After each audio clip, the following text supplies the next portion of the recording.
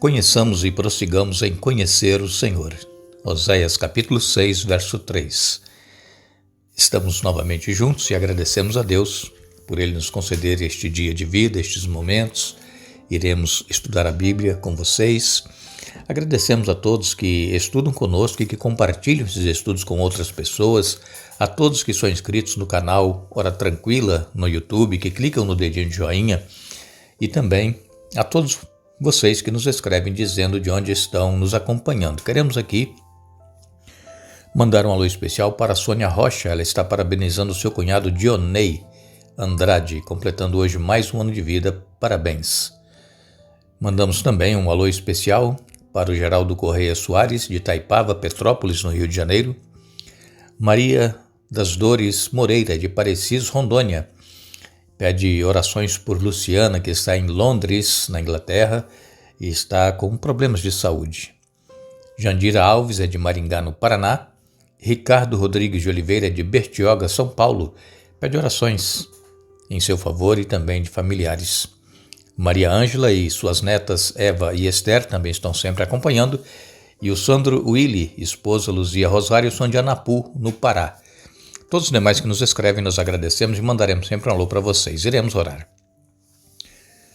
Bondoso Deus e Pai que estás nos céus, nossa gratidão a Ti por tudo que tens feito por nós, por este dia que estás nos concedendo, por estes momentos que temos para estudarmos a Tua Palavra. Que Teu Espírito Santo fale à nossa mente, ao nosso coração.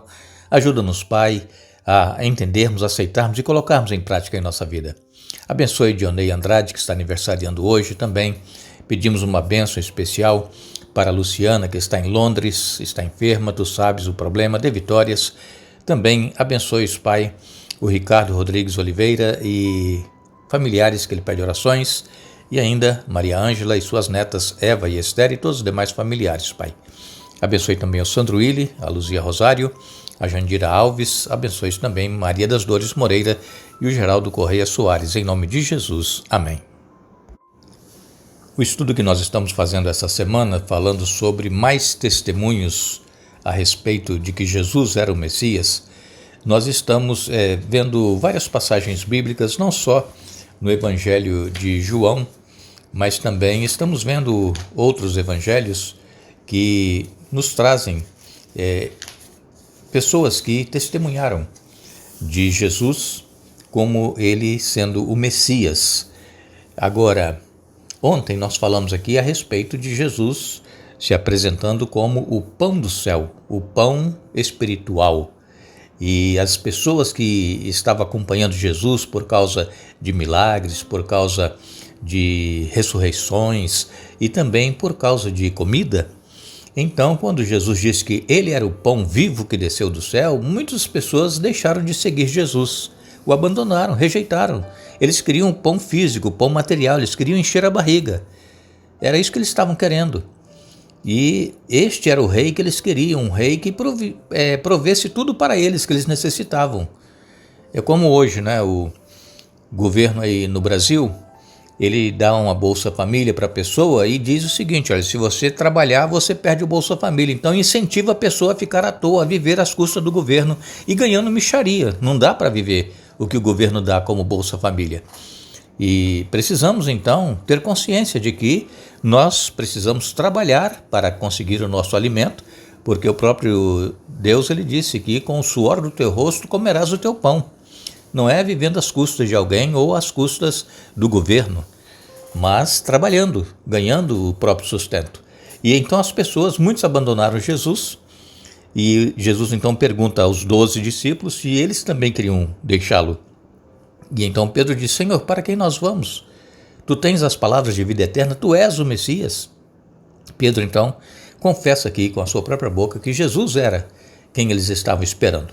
Hoje nós vamos comentar sobre o testemunho do Pai, Deus. Várias vezes nós encontramos na Bíblia citações de que Deus, ele dizia, e as pessoas ouviam que Jesus era o seu Filho amado, em quem ele tinha alegria, em quem ele tinha prazer. Aqui em João, no capítulo 5, versos 36 a 38, nos diz a palavra de Deus: João era como uma lâmpada que queimava e brilhava, e por algum tempo vocês se empolgaram com a mensagem dele. Mas eu tenho um testemunho maior que o de João. As obras que realizo, o Pai me deu essas obras para concluir, e elas provam que ele me enviou. E o Pai que me enviou testemunhou, ele próprio, a meu respeito. Vocês nunca ouviram sua voz, nem o viram pessoalmente. E não têm sua mensagem no coração, pois não creem em mim, aquele que foi enviado por ele. Então Jesus aqui falando às pessoas que João Batista, ele tinha o seu ministério, ele era como uma lâmpada, né, que queimava, que naquela época as lâmpadas eram a querosene, a azeite, né, de oliva. E então o João Batista, ele brilhava por algum tempo. E as pessoas se empolgavam com a mensagem de João Batista. Por quê? Porque era uma mensagem de arrependimento, de aceitação, de voltar-se para Deus. E é o que nós precisamos pregar hoje, arrependimento, nos voltarmos para Deus. E Jesus então disse que ele fazia aquelas obras porque o Pai o havia enviado. Jesus não fazia pelo seu próprio poder. Jesus, ele era Deus, né? Ele era homem, ser humano, mas também ele era divino. E então, Jesus, ele não usava o seu poder divino para realizar as coisas. Era Deus que dava esse poder para Jesus realizar. E quando nós vamos então lá em Mateus capítulo 3 e no verso 17, aqui nós vamos ler: E uma voz do céu disse: Este é meu filho amado, que me dá grande alegria. Aqui foi quando Jesus foi batizado, e logo após o batismo na água, no Rio Jordão, desceu o Espírito Santo sobre Jesus em forma de uma pomba, e a voz foi ouvida do céu. Era o Pai falando: Este é o meu filho amado, em quem tenho grande alegria. Então o Pai dando testemunho aqui a respeito do Filho, a respeito de Jesus. Também em Mateus capítulo 17 e no verso 5, nos diz a palavra de Deus: Enquanto ele ainda falava, uma nuvem brilhante os cobriu, e uma voz que vinha da nuvem disse: Este é meu filho amado, que me dá grande alegria, ouçam-no. Essas palavras aqui do Pai falando a respeito de Jesus como filho amado, essa foi lá naquele monte da transfiguração. Quando Jesus foi ao monte, levou Pedro, Tiago e João com ele, e eles estavam ali, e de repente Jesus ele se transfigurou em forma de luz. Foi a transfiguração que os discípulos viram, e uma nuvem encobriu Jesus, e a voz foi ouvida do céu: Este é meu filho amado, em quem tenho grande alegria, ouçam-no. Então nós precisamos crer, se alguém ainda tem dúvida, de que Jesus, ele é o enviado de Deus. Jesus, ele era um com o Pai antes da criação do mundo. Jesus, ele é Deus, como nós já falamos aqui nesta série. João capítulo 1 fala isso claramente, que no princípio era o Verbo estava com Deus e o Verbo era Deus. E então, através dele foram feitas todas as coisas, e sem ele nada do que foi feito se fez. Então, Jesus sendo confirmado pelo Pai que ele era o Filho amado. Em Marcos capítulo 1, no verso 11, nos diz a palavra de Deus: E uma voz do céu disse: Você é meu Filho amado, que me dá grande alegria. Aqui Marcos, o evangelista, relatando também a respeito do batismo de Jesus e quando esta voz foi ouvida. Em Lucas, no Evangelho de Lucas, no capítulo 3 e no verso 22, Lucas 3, verso 22, aqui a palavra de Deus, ela vem nos dizendo: E o Espírito Santo desceu sobre ele em forma corpórea como uma pomba, e uma voz do céu disse: Você é meu filho amado, que me dá grande alegria. Aqui Lucas também relatando o batismo de Jesus. Então, os evangelhos confirmam o que eles ouviram, o que eles viram. Lucas ele não viu, porque Lucas ele não era um discípulo de Jesus. Lucas ele era médico e ele colheu informações, o que havia, para poder escrever o seu evangelho. E também nós temos Marcos, que era discípulo, que acompanhou, viu e ouviu. Temos Mateus e também o próprio João, o evangelista João. Quando nós lemos em 2 Pedro, no capítulo 1, versos 17 e 18, Pedro escreveu: quando ele recebeu honra e glória da parte de Deus o Pai, a voz da glória suprema de Deus lhe disse: este é meu filho amado, que me dá grande alegria.